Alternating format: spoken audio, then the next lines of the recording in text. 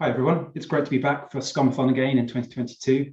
I'm Richard Benwell, founder and CEO at SquaredUp, and this year I'm talking about stretching SCOM to the cloud. Last year in the big SCOM survey, we asked everyone, how do you expect your use of SCOM to change over the next year? And the really good news is that over half of people said they expected their use of SCOM to grow. And if we break that down on the pie chart on the left, you can see it's around expanding infrastructure, greater depth of monitoring, and monitoring more existing infrastructure that they have. So really good news in general about the use of SCOM and the fact that most people are planning to grow their use of SCOM in 2022. The smaller segment, about a fifth, there, about 20%, said that they were planning to reduce their use of SCOM in 2022. And again, this breakout here shows some of the answers that we had on the survey around why people were planning to reduce their use of SCOM. And this is a really good, I think, summary of maybe some of the challenges around SCOM monitoring that people are facing this year and looking ahead of them.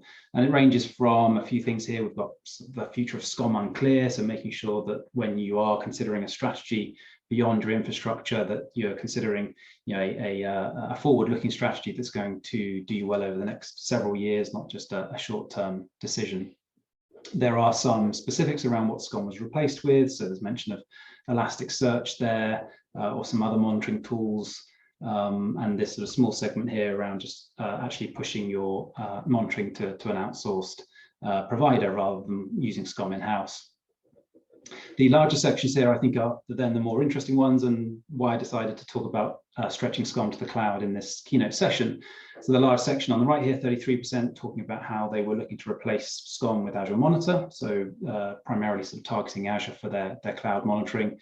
At the bottom here, another 33% talking about just really the lack of cloud monitoring baked into SCOM and what's on offer out of the box. And then this sort of smaller sliver here, 7%, talking about container monitoring specifically. And so I thought I'd take these sections on sort of the right-hand side, so from Azure Monitor, talking about container monitoring as well, and looking at cloud monitoring in general, and tackle those during this keynote. So before I get into looking at some of the options, and I want this to be a keynote where I just signpost you to some more in-depth content that other people do a much better job of delivering than me. Before I get into that, what I wanted to do is just really talk through some of the decisions that people might be facing when they are thinking about whether they're going to move away from SCOM. Now, this is a SCOM-a-thon event. We're all here because we're SCOM enthusiasts and have invested a lot into SCOM and really want to see an amazing future for SCOM. So the easy answer is, of course not, don't move away from SCOM, but I wanted to provide a bit of a nuanced answer to this and a more realistic answer, which is not always that you should stick with SCOM. There are going to be some reasons when it is going to make sense to move away from SCOM. So I put together a little flow chart here. Let's start in the top left. First question, do you need to monitor cloud or containers? And if the answer is no, then the answer, the solution is pretty straightforward as well, which is stick with SCOM, right? If there's no need to move beyond the data center and start to monitor cloud and containers, then you're absolutely in safe ground with SCOM. If the answer is yes, and of course this is why many people did answer that they may reduce their use of SCOM or they're finding these challenges, then the next question is, do you want to just monitor cloud VMs, virtual machines, so your servers running up in cloud? And I wanted to include this question in this little workflow here because if that is the need, that you want to monitor just virtual machines in the cloud, then the answer is SCOM's awesome at that. It doesn't matter where the VMs are, SCOM can monitor them. And I want to come onto that as part of one of my options later on in the deck. If it's not just VMs, if you do need a need for monitoring something else, then let's go on to the next question here. Do you need to monitor containers? The great news here is that if you do need to monitor containers, then there's a great new solution that the OpsLogix guys have come out with, a Kubernetes MP that they'll be talking about at this session, and I'll talk about later in one of my slides. Maybe it's not just VMs, maybe it's not just containers, maybe there's a need beyond that. The next question in my mind is really, do you still have a significant Windows or Microsoft-centric footprint that you need to monitor? So SQL workloads, Active Directory, and many other sort of Microsoft technologies that we're familiar with. Because if the answer is yes, we're going to be sticking with SCOM.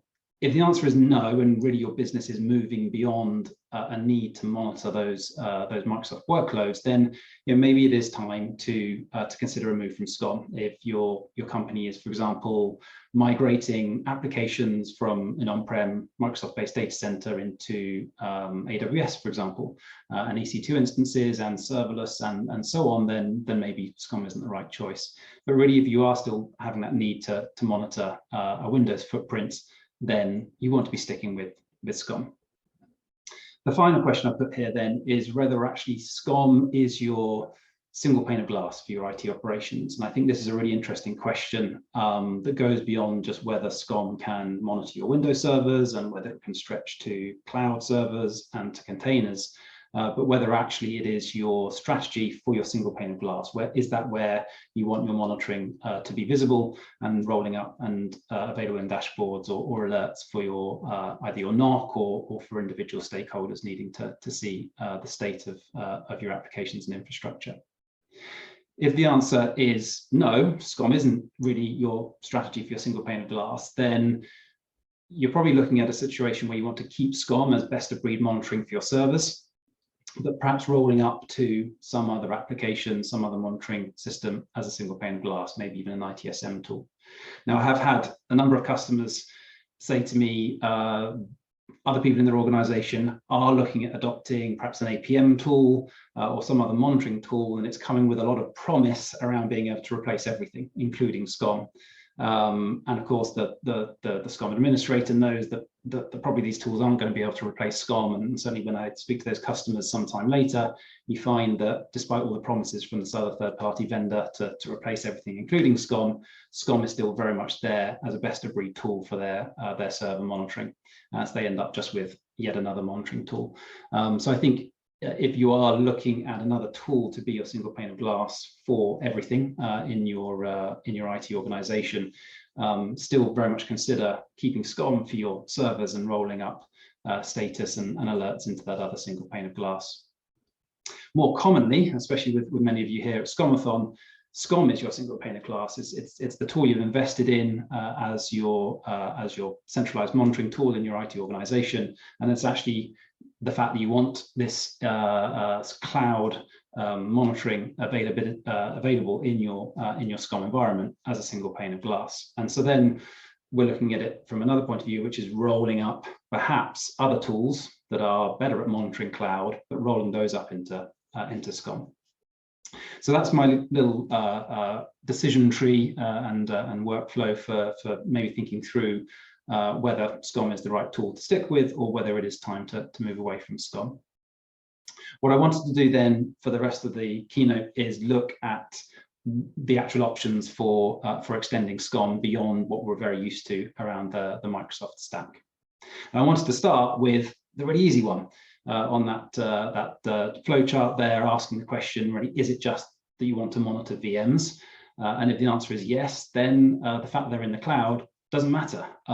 Without any additional management packs and without installing any third-party software or anything else, you can monitor Windows servers and Linux servers wherever they are. And although SCOM wasn't necessarily designed specifically for the cloud, it was absolutely designed to monitor servers wherever they are, including running up in the cloud. So that can be across Azure, AWS, and Google Cloud. It doesn't really matter where they are.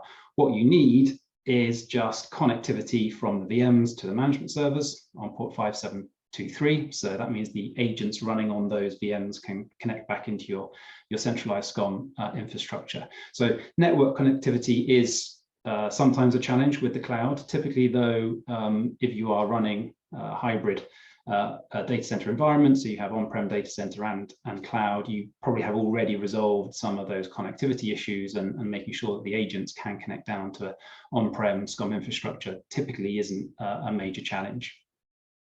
Authentication can be a challenge. If those VMs are domain joined, then no problem. As long as there's connectivity back to those management servers, everything works well. If they're not domain joined, it is more difficult, but again, SCOM was designed for this. You can use certificate-based auth. You can use that with gateways or without gateways. And if you are looking for information on this, you're wanting to look at the DMZ monitoring that SCOM's always been able to support. So treating those VMs as essentially running in an untrusted environment, but it can be in the cloud or any other environment.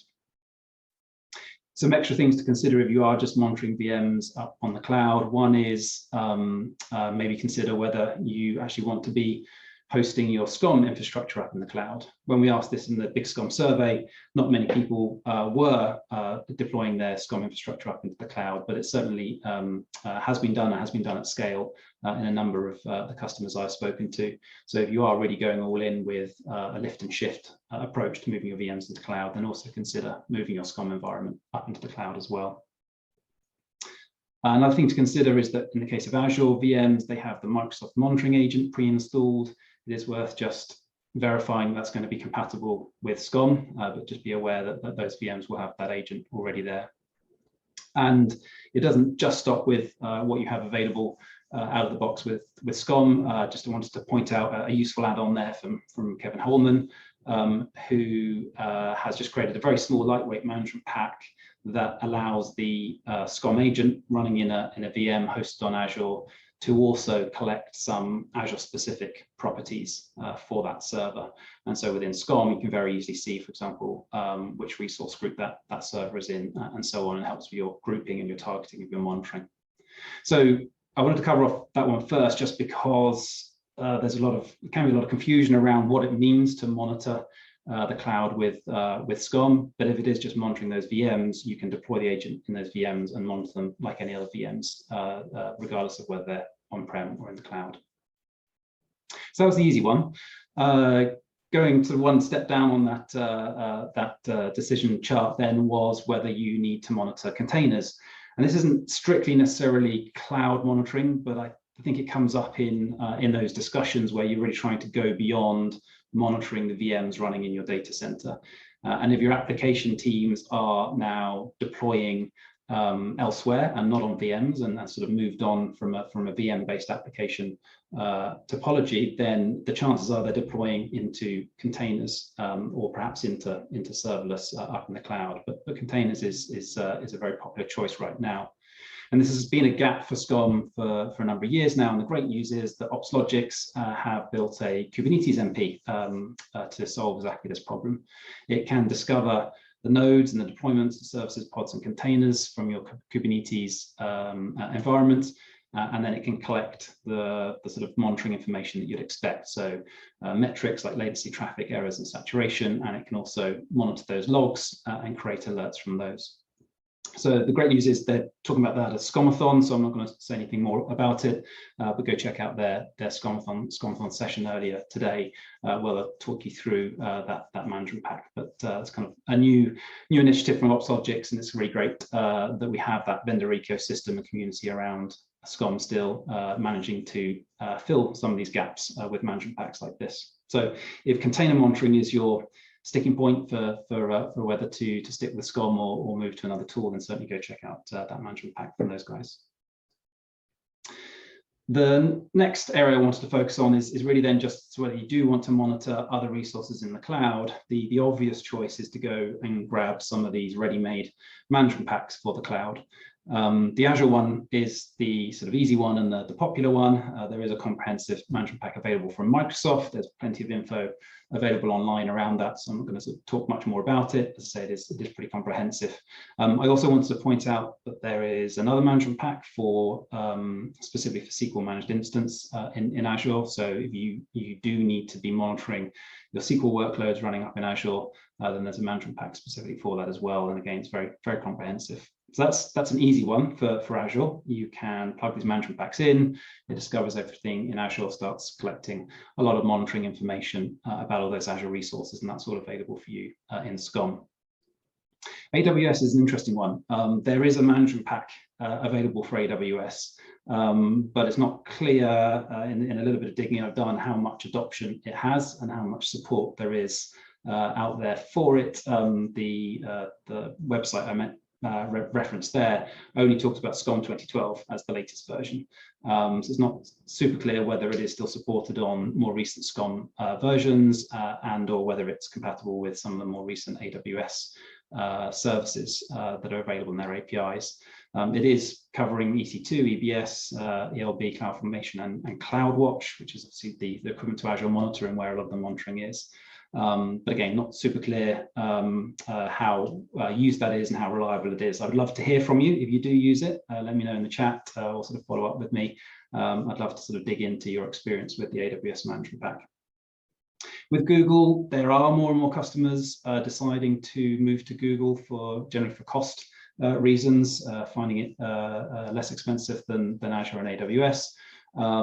So there is a growing need to monitor resources and workloads in Google. As far as I know, a management pack for Google Cloud doesn't exist. And again, if you do know of one, or you need one, or have some experience with this, I'd love to hear from you. So do drop me a note in the chat. So those management packs, especially the Azure one, are an obvious place to go. What is interesting though is I find many SCOM users adopt the Azure Management Pack. It's pretty comprehensive. It imports everything into SCOM, but then they're not quite sure actually what they should be monitoring in Azure. With Azure sort of an extension to your data center, there's a lot in there. There's a lot of new types of services and platforms delivered in Azure. And it's not entirely clear what your role is in terms of monitoring those Azure resources.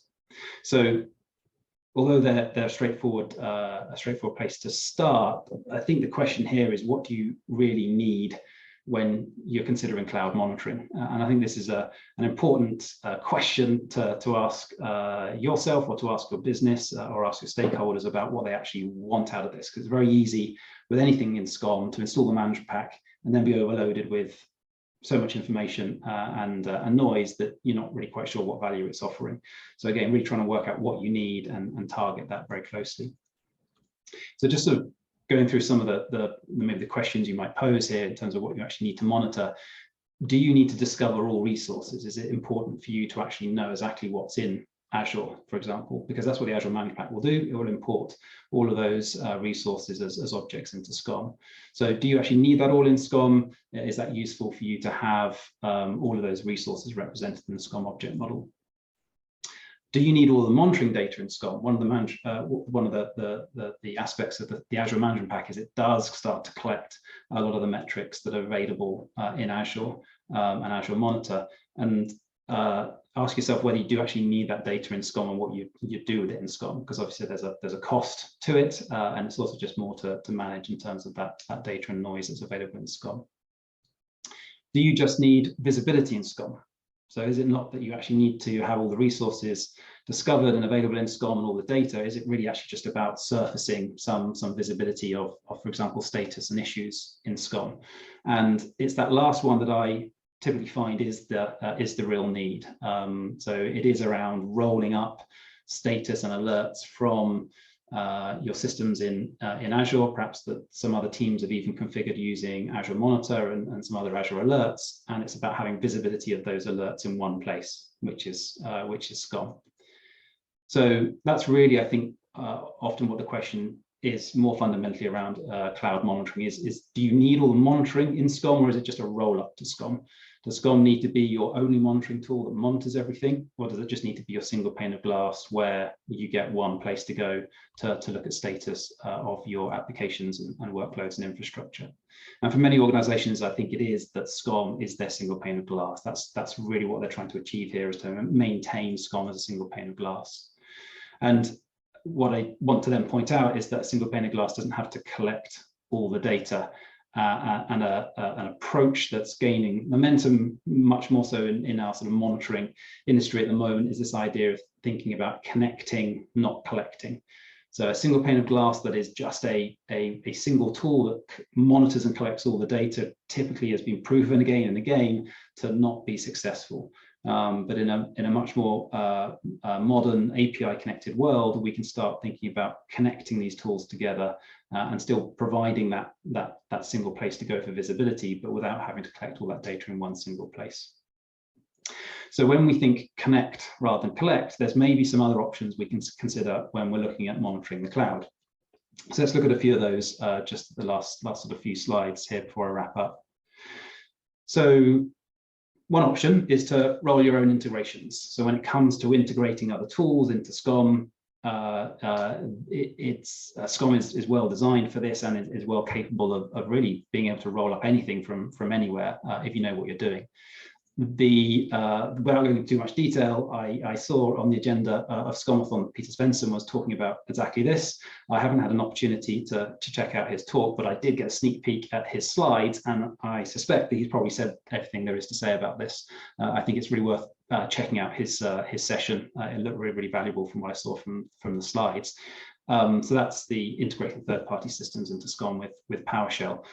In short, if you don't have time to go check out sort of Peter's session, the answer is PowerShell. So PowerShell is your friend when it comes to rolling your own integrations and pulling status and alerts into SCOM.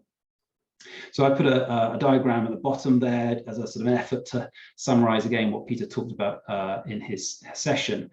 But it's around using PowerShell to make API calls to external tools. So you might be relying on Azure Logs. I've spoken to customers who actually make KQL queries to trigger alerts and pull them back into SCOM.